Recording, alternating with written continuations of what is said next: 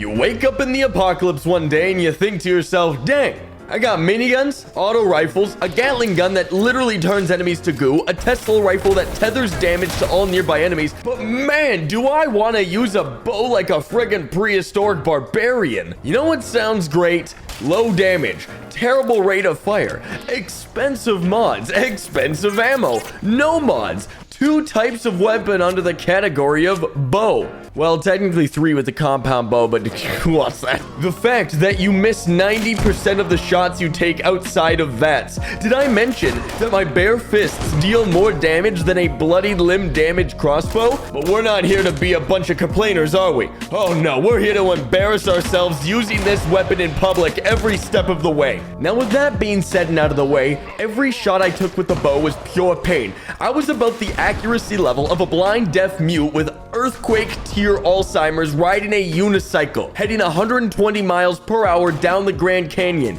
in a blizzard, and I'm getting hit by Lightning McQueen to be exact. The bow is a deceiver.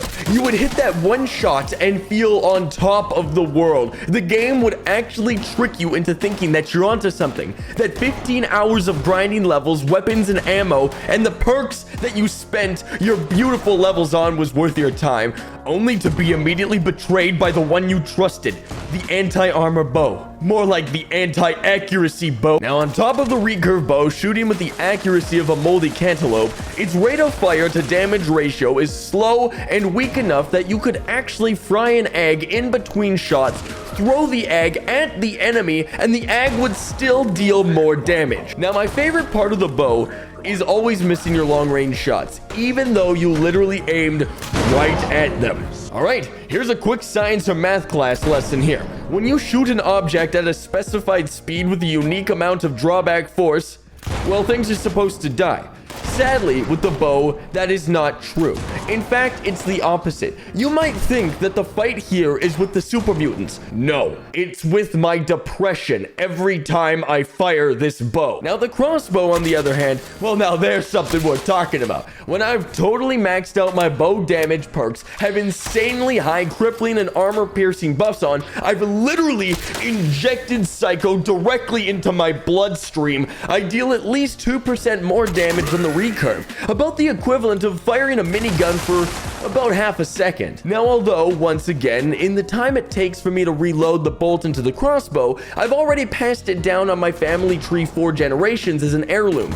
In fact, I would let my kids play with this crossbow because I know that they won't be damaging anything with it. So after about 2 hours of killing about 7 low-level easy enemies, all of them either on life support or using crutches due to spilling a hot cup of tea on their toes, I decided to move on to the big boys. I took my bows and headed to the Cranberry Bog, where the big flying bats live to break your headphones and your game. Now, after damaging myself down to about 10% of health to take full advantage of my bloodied crossbow, I knew I was ready. I can punch one of these things to death in about 1 second, with the right perks on, of course. So using a crossbow, a high-impact, thick bolt-shooting, plasma-infused, bloodied, limb-damaged crossbow should deal slightly more damage. Well, it didn't.